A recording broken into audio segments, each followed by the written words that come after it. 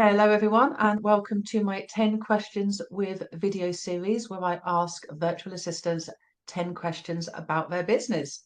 So, question one, who are you? Tell me all about your business. Hi, I'm Holly. I live just outside Chelmsford in Essex with my partner James and my two children who are 10 and 7 years old. I run my business Virtually Priceless from my office at the stables because their horses are another huge part of my life. So I have two horses and my business Virtually Priceless has been running for 6.5 years now. I set it up in 2018 and we specialise in supporting service-based businesses, leaders who are really rapidly scaling their businesses. You run like an agency now, don't you? An award-winning agency. You've gone from being just little old you to a team of people. Yeah, so we hit over a team of 30, I think it was last year.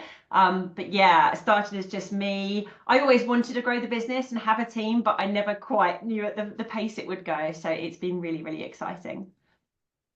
I love that as well because it's not for everyone. Some people are like, I definitely don't want to have a team, and some people like yourself are like, yeah, that would really suit me. So I like that. You can kind of pick any model that you want and see how it goes.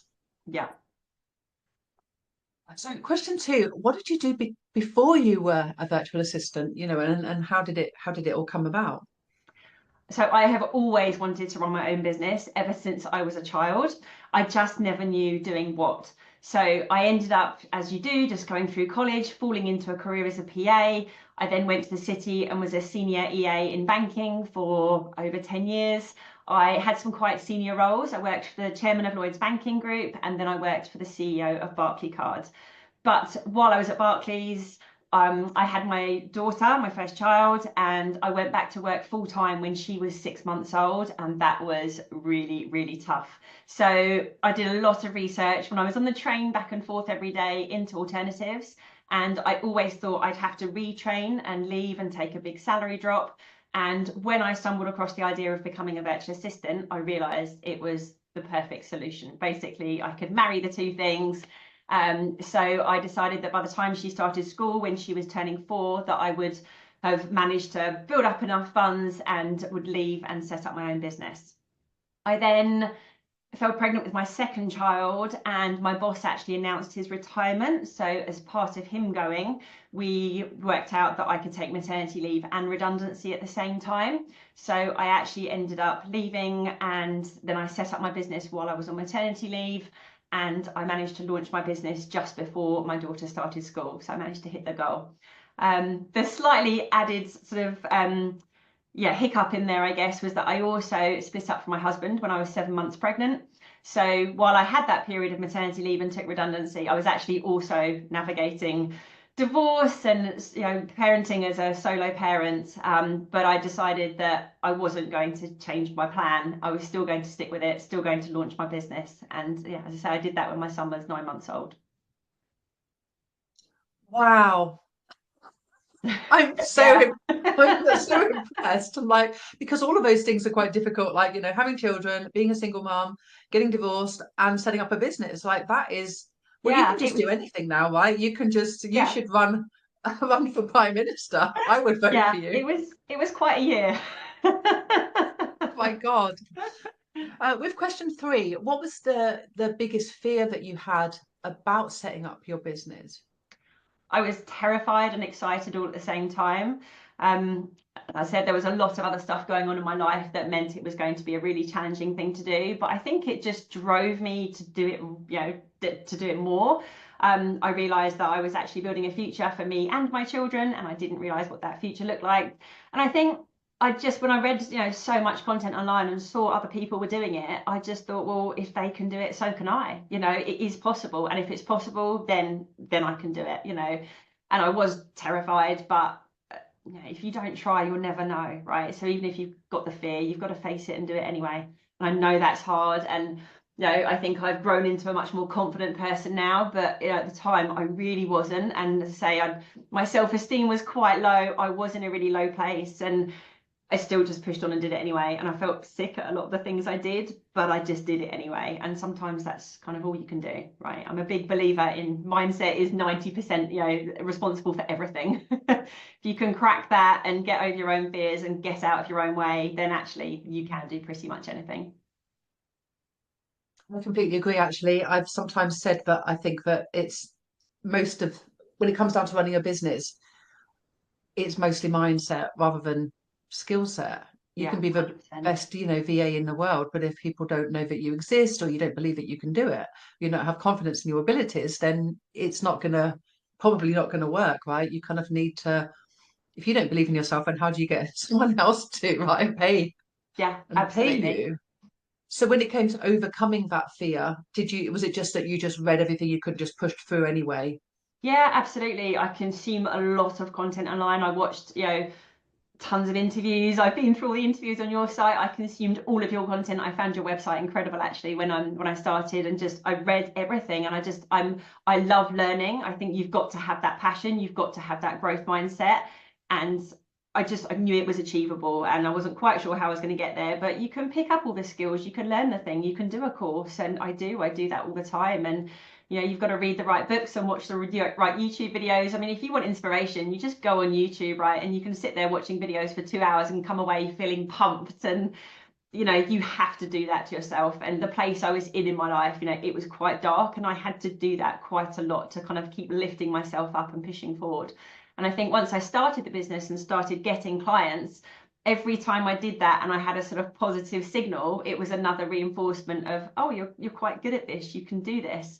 And I got an amazing associate role when I was about 6 months into my business, and that was a real turning point for me, because I worked with Kathy Soulsby, who's another amazing VA with a big team, and I didn't even realise team roles were a thing. And she put me on a team role with a big client, and I worked alongside lots of her team members, saw how she ran her business, and kind of it just opened my eyes to what's possible. And again, I thought, well, she can do that, so can I. And it just inspired me that was the longer term way I wanted to take my business. Yeah, I think that kind of they're just people, that's something that I've really learned running my own business, because you kind of think that business owners or clients, there must be this sort of some alien species, like some special people, and they're not. They're just like regular people. They've just decided to do something else. So Yeah. yeah, that's something I see a lot with newbies, that they are afraid of maybe approaching people because they're kind of scared of them. And I'm like, well, you're just a person, and no, you're not scary. So yeah, I think that too. If you can do it. I had this when I was learning to drive, actually. I remember it really concerned me. I couldn't get it. Like I just couldn't get the clutch control when I was learning. I found it really difficult. But I'd see people and I'd think, look at if that moron, idiot. Like if he can drive, then I can definitely do this. Yeah. That's so funny. Question 4. How has your life changed since you became a virtual assistant? Oh, everything about my life has changed. I mean, from my personal circumstances of kind of being alone with the kids, to finding a new partner, to moving house, to starting horse riding again, all of those things on the personal side have had a huge impact. And the business has completely changed shape. I mean, it was me on my own when I started out. And as I say, I think by the time our kind of biggest team point last year, we had 30 something team members. It's entirely different. I always wanted a team, but I never quite knew how it would grow and how I'd get there. And now there's a bit more structure in the business, and we have that bigger team. It's really changed what I do. And I went from doing all the client work originally, and I don't do any of the client work now unless it's a particular project. So it really has changed. Yeah. And with question 5, what would you say is the most rewarding part of running a business? Most rewarding part for me has been just seeing how far I can push myself. I think um yeah, that's always been the challenge. Yes, it's about working flexibly around my family and stuff, but it's not my sole, reason for being. My kids aren't my only why. It's about me and what I can achieve. And I'm a career VA. I've had a great city career. I would have, lots of ways loved to carry on with that, but it didn't suit my life and my circumstances. And now the opportunity to have my own business and be responsible for my own destiny and really take control of my life. And you know, I have the opportunity to take the business any direction I want it. I can continue growing the team. I could specialize in something. I could shrink it down again. I could specialize in project work. There's just so many options of things that you can do. And your life really is what you make it, right? That's the thing, you know, and you can replace that London salary. Yeah, yes, you've got to work bloody hard for it, but at least what you're doing, you're responsible for your own success, right? You're working that hard, but creating something for yourself. And I'm really proud of the business. I'm proud of the team we've grown. I just love learning. I love the experience of doing it every day. It's a massive emotional roller coaster. I work harder than I've ever worked before, but yeah, I wouldn't change it for anything. I'm unemployable now. I feel the same way, actually. You know, I don't have any children, so it's always been for me. And I always felt that every job that I was in just wasn't personally rewarding. I liked it when I first started off in a new job because I'd learn new things. It was a new role, and I'd learn. And then I would stop learning. They don't want you to keep learning, right? They want you to stay in that role and do Yeah, that. And I love learning things. You know, I spend a lot of my time, personal time, learning new things. Even before I ran a business, I used to. So the fact that I kind of, this is like my job. You know, my job is to learn new things. And yeah. yeah, I remember just thinking, I must be capable of more than this. There must be, I wonder what my potential is. And just never having the opportunity before to see what that potential was. Nobody ever put it in front of you. And it was, Yeah. how would you ever make that happen? You know, you would have no idea how to even see what your potential would be, Yeah. I think. So I agree. That's a big one for me too. And now question 6, on the flip side, what do you feel is the most challenging aspect of running your own business? It's an emotional roller coaster for sure. You have to be prepared to kind of strap in and ride that. There's no guarantee you'll always have as much work as you want, and you might have challenging clients, challenging situations to deal with. I think the biggest part for me to learn has been managing a team. I've never done that. I've always been an EA that worked for someone. I think I had one sort of intern type person in one of my roles, but on the whole, I've never managed a team. And that has been a huge learning curve for me, for sure.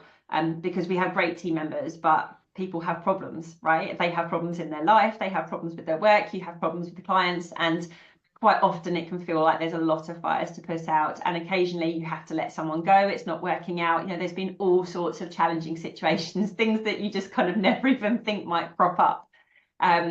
And you're dealing with people, right? They've got lives and they've got feelings, and that's really tough, I think.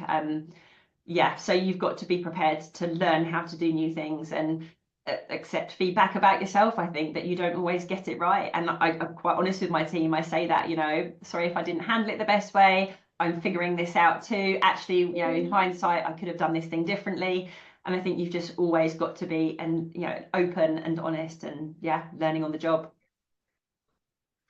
This is all of those things are the reason I don't want to run a team. I just know it's not for me. You know, I've had aspects of that. I used to run restaurants and things, so Yeah, I had a team of people, and I know that it doesn't work with my personality. yeah, You know, I do remember a friend of mine as well. She was an accountant. And she hmm, set up she was doing so well, she decided to take on people. yeah, And she said that was the hardest thing about running her business as well. yeah, I remember we had a chat and she said, I'm just not managing this very well. I'm not yeah, sure, you know, should I? We talked about maybe that she could get some training. I was like, how would you know how to manage a team if you've never done it before? And I think she did. I think she got some help with that aspect because you can't do everything perfectly. yeah, And she struggled with that. And I remember as well, a manager of mine years ago, he said, when you manage a team, like when you're a boss kind of thing, all of your problems will be people. yeah. Yeah. And then I've seen from people who, yeah, that do what you do and manage, and they're like it, they said, and I'm like, that's what he said. He said it would be so, and it is. Yeah, absolutely. I think um, you can't shy away from that. I think as long as you know that, yeah, it's going to be tough and you're prepared to deal with it, it's hugely rewarding as well. And it's allowed me so much more flexibility in my business. But it's not for everyone. Yeah. no, I think it suits some people more than others, Yeah. definitely. So question 7, how do you get your clients, Holly? So all of our clients tend to come through referrals, which is amazing, but you have to work hard to keep expanding that network and staying in contact with that network. So my very first client was an ex-colleague at Barclays. I've had quite a few Barclays clients over the years who've gone on to do other things. But the best thing by far for us is, having clients refer us for doing an amazing job for them. And I mean, we've had one just this week who's introduced us to someone, which is just what you want, right? It's brilliant to be able to do that. We also do a very good job of getting into businesses and growing them. Or growing our position in them. So I've had quite a few roles now where I've started. I think the biggest one, I went in on 10 hours a month, just me. That got it went to 80 hours a month, it went to 100 hours a month. They sacked their operational consultants, and I stepped in and did that role, and then brought in team members to help support me. And then we've ended up, I think, with 6 or 7 VAs in that business, and we provide a couple of 100 hours worth of support across the business every month. And we've had that contract for just over 6 years. So that kind of thing is massive. And for us, that's been the way that we really have grown the business. So we tend to keep our clients for quite a long time.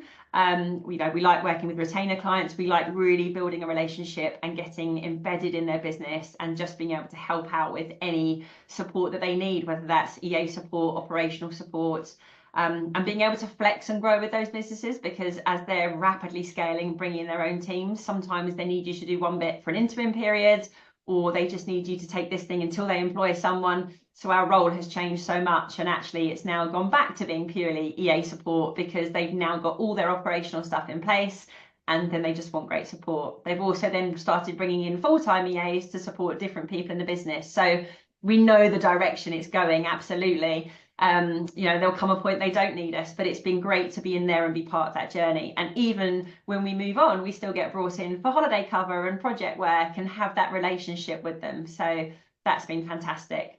And in terms of the networking, I don't go to a huge amount of events. I do go to a few, but a lot of the kind of high level people we're supporting, it's very hard to actually get in a room with them. It's more about staying in contact with people in my network and checking in every few months and just touching base and putting the right content out on social media so those people are seeing it all the time. And this week I had an email from someone I worked with at Barclays, and I haven't heard from them in 7 years. And they dropped me a message just basically wishing me all the best for the year, and told me how much they loved I love consuming every video I make. They read everything I put out there, and they've never once liked, commented anything on my post. I had no idea. So you never know who's watching, right? And that's the thing. I think if you think with social media you're not getting much traction, you just don't know who's watching. And that's always so important to remember, and just to keep it up anyway. I've had a YouTube channel for over a year where I post videos weekly, VPTV, and the numbers aren't very high on it particularly, but I've had a couple of prospective clients say, oh, I saw this thing, I found that really helpful, so it is worth it. You just can't always measure the impact it's going to have, but if you do the right things and do them well, you have to just trust the process and know that at some point it will pay off.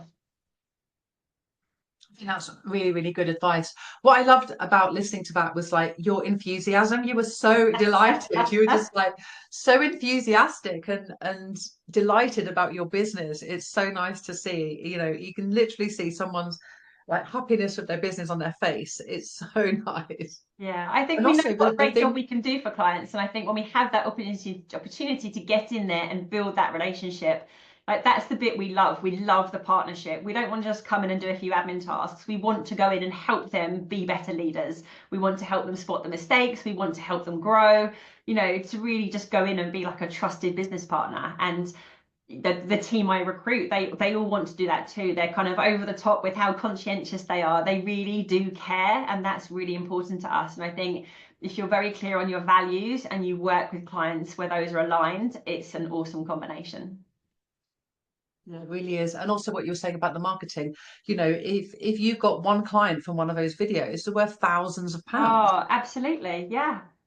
It's worth a ton of money. Question 8, Holly. What do you wish that you had known when you first started out? Oh, there's so much I wish I'd known. I think definitely learning to spot red flags with clients. I think you've got to learn to trust your gut for sure. I've had a few situations where you think, oh, I'm not sure about this, but you go ahead anyway, right? Because in the early days, you think I need the work and I'll just take anything.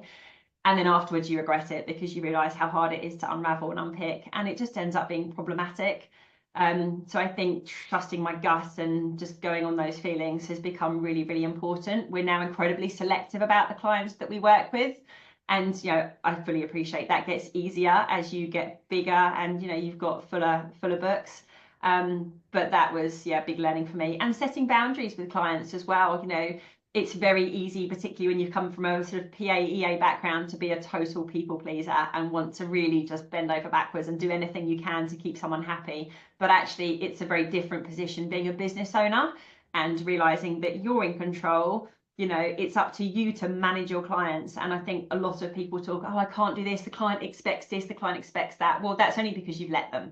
Actually, you do have the opportunity to say no. I mean, I had one of my team last week message me and say, oh, this client, you know, it's 2:45 on a Friday. Oh, this client's asked me to do such and such, and they want me to get these things out, but I'm about to log off and I don't know what to do. I'll, you know, if you want me to do it, I will. And I was like, no, just turn around and tell them no. It's okay to say no.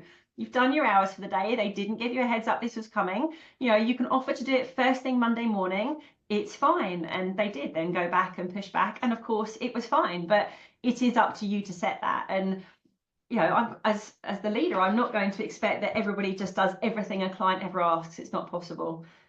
So yeah, learning to set those boundaries is hugely important, and do it early on, because it's much harder to unpick it once you've given people false expectations.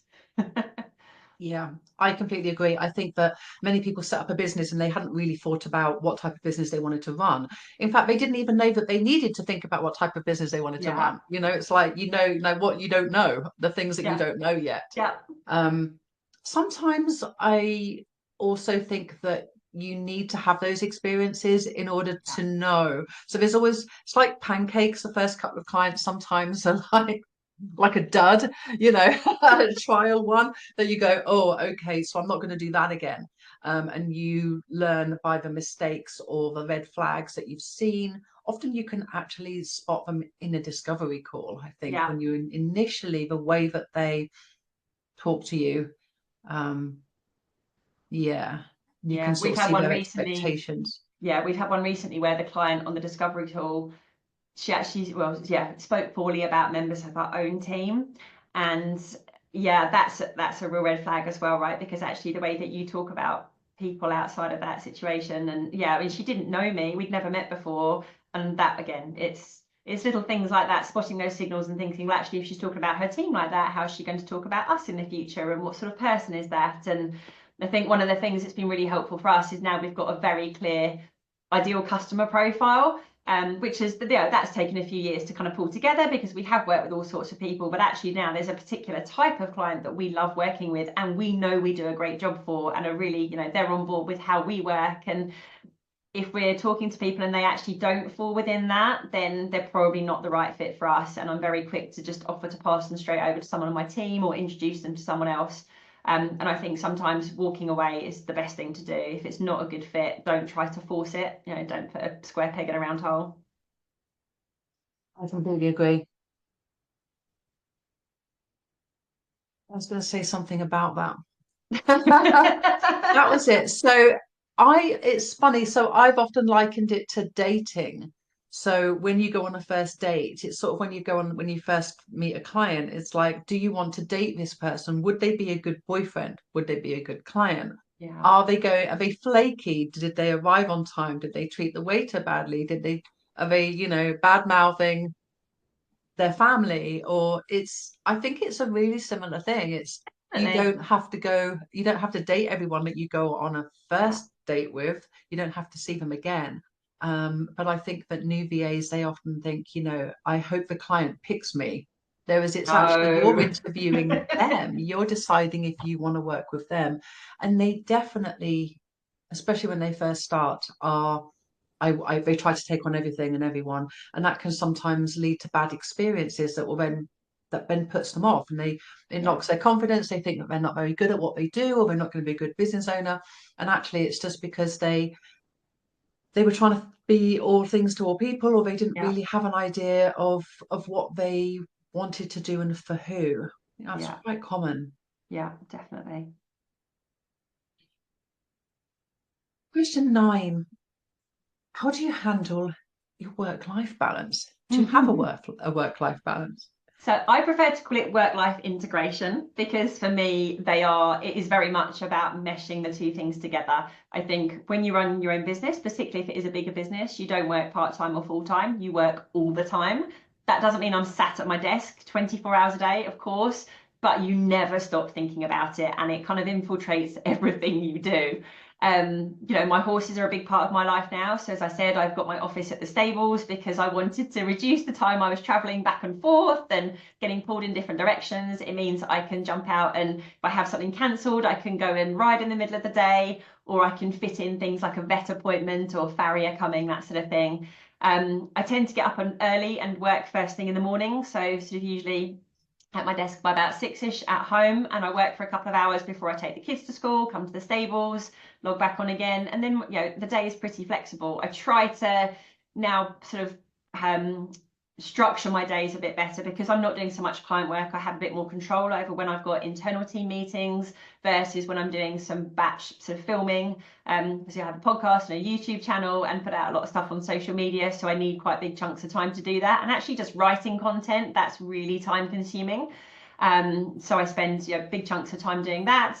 So try to structure my week as sort of to suit me. And then I have to fit that around obviously school runs and clubs and the kids riding their ponies and those sort of things. I do still work in the evenings. I try to do stuff in the evenings that's my choice and it's a bit more kind of personal development or a particular thing I'm working on for the business rather than just answering emails and doing all the sort of dirgy stuff. But I mean, everything has to go in my diary. Every little task I need to do, any reminder, everything just kind of runs from there. I remember doing the exercise that you have on one of your courses, I think, where you learn how to kind of structure your week and put everything in there. And I found that hugely helpful. And I still do that. I love a color-coded diary. Everything goes in. That's kind of the master, to it all. My whole life runs from there.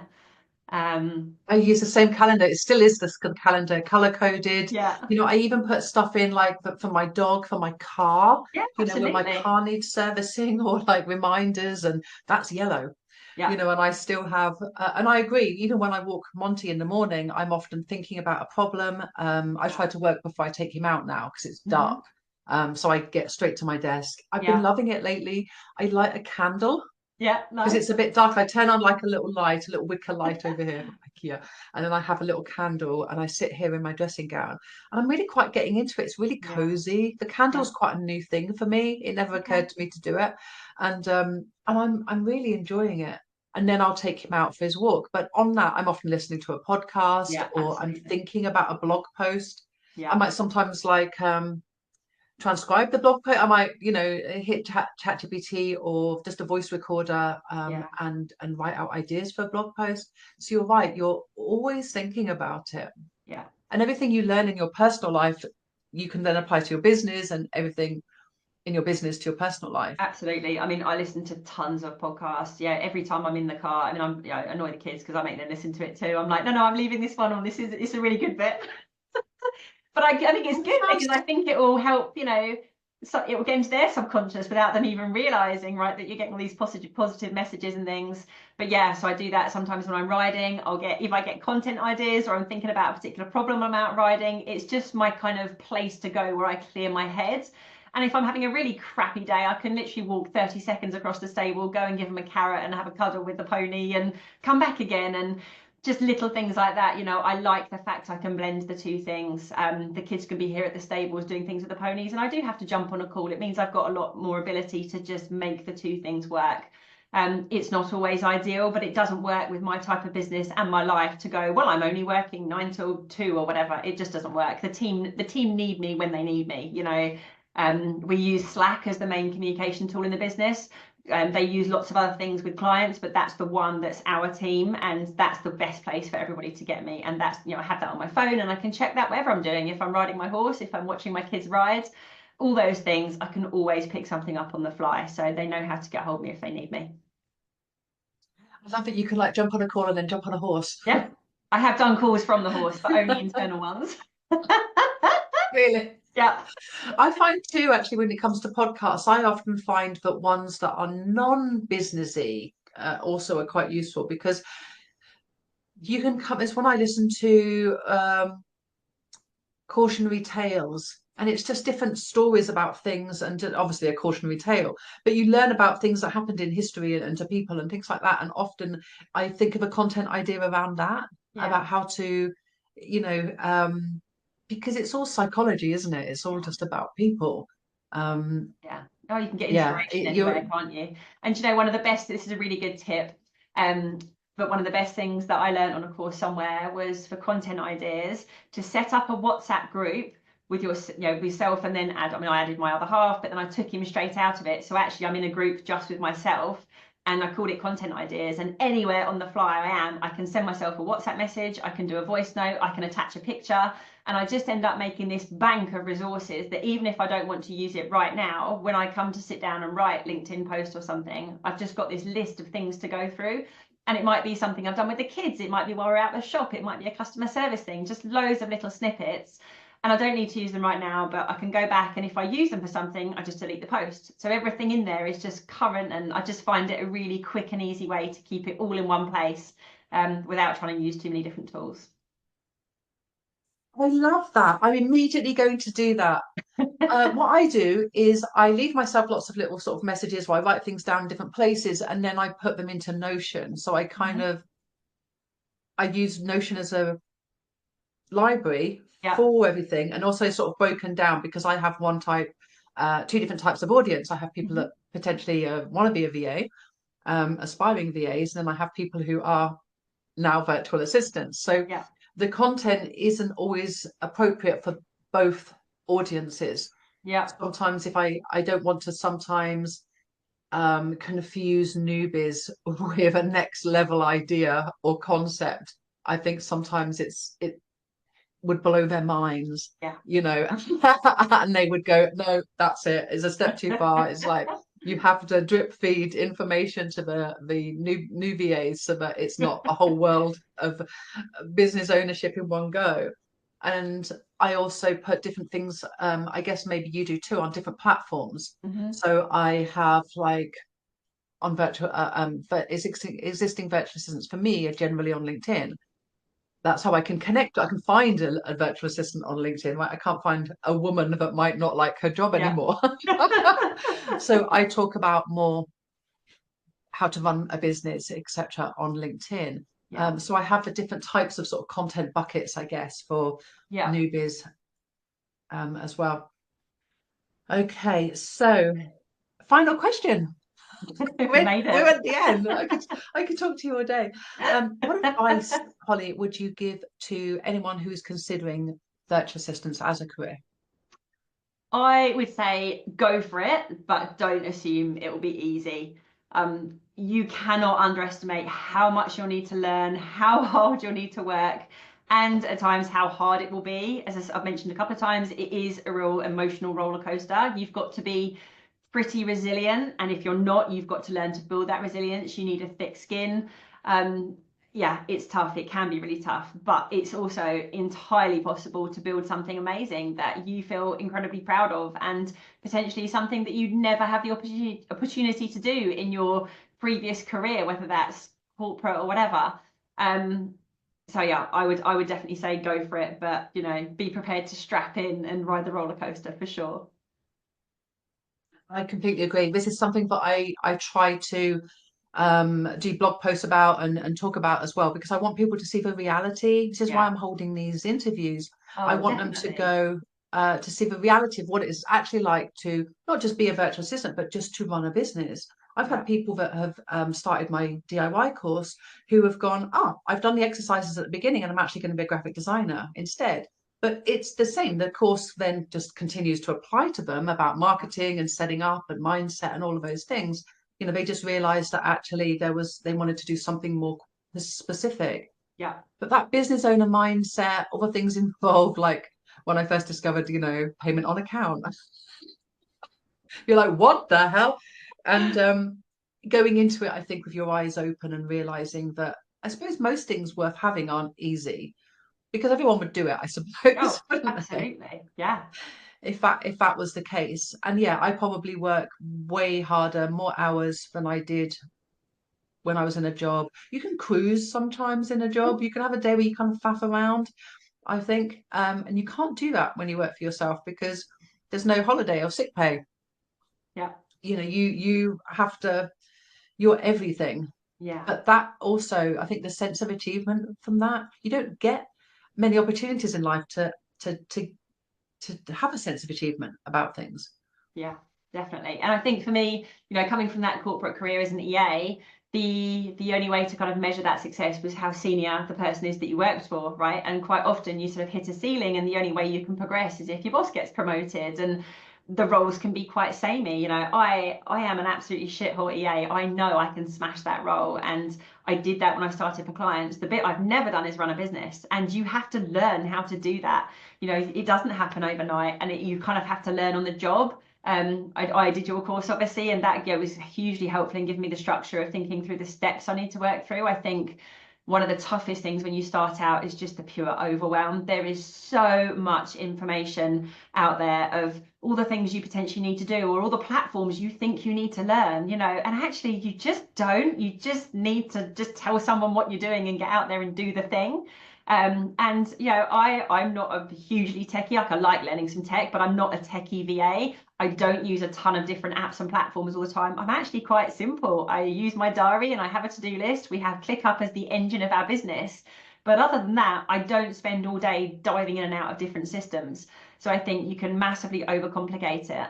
And spend time learning things you don't need to, when actually what you need to do is learn how to come up with a marketing strategy, and to think about the content you're going to put out, and to think about who your ideal client is, and to make sure you've got your head around your finances and you know what a P&L is, and that you're actually going to run a profitable business. Because I think it's, they're the things that people struggle with the most, right? And they're the things that will hit you the hardest. If you don't know your finances and don't charge enough money, or that sort of thing, you're going to struggle. You're going to struggle to make ends meet. And we're not in business because we're a charity and we want to help people. We're in business to make money. Like, that's what it comes down to. If you don't do that, you are not going to have a business. And there's so many people that don't understand that and don't think they have to worry about it. So I think that's the piece where I people need, see. people need I see a educating lot of on. the group. A lot of the group just want to give their. I don't know if it's because they're women or because they were, worked in admin or officey type stuff, but they can't wait to give away time and money. They're like, well, it doesn't take me long. I won't charge for it. Or somebody, bless her, I actually talked to her in the co-working session. She'd said that because Instagram had made those changes and that she now needed to resize all of her clients' images, she was like, well, maybe I should just do them for free, because it wasn't the client's fault. And I was like, you don't work for Instagram, it wasn't No. your fault either. Like, seriously, if you have to, you need to charge, because all of these platforms change all the time. Yeah. This is something that's come up in the other interviews, actually. I think nearly all of them have said you don't need to know all these tools and systems. It's just the No. ones you see them, and it's like, because that VA works with video editing, that's the one they need to use that platform, or their client works in I don't know, construction, so they use that CRM, or they are. You don't need to know all of these things, and I think that's something to do with the sort of the personality of a virtual assistant. The sort of people that are good virtual assistants are probably overthinkers as Yeah. well, because they're quite detailed, which means that they want to, like, on a Kiku program where you get everything all out before you Yeah. start cooking, you have all your ingredients out, and they just keep adding all these ingredients that they think Yeah. that they need, and it's like, no, you're not No, it's making not like a like gourmet that. meal, you're just making no, No. you're making like an egg sandwich or something. No. So yeah, you don't need to know all of these things. No, absolutely not. Wonderful. No, thank you so much. It was an Thanks so absolute much. pleasure talking to you today, Holly. Thank you. It was great. Thank you. It was, yeah, love chatting to you anytime.